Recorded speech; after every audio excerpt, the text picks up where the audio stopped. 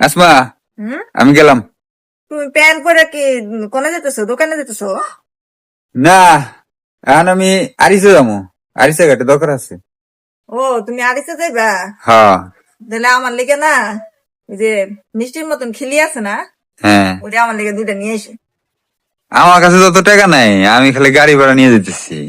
আমার কাছে আছে, আমার কাছে না 50 টাকা আছে, ওটা আমি তোমার এনে দিই। 50 টাকা? 50 টাকা তুমি কোন থেকে পেলে?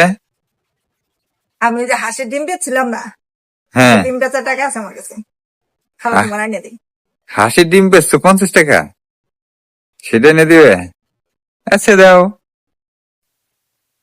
নাও। কি?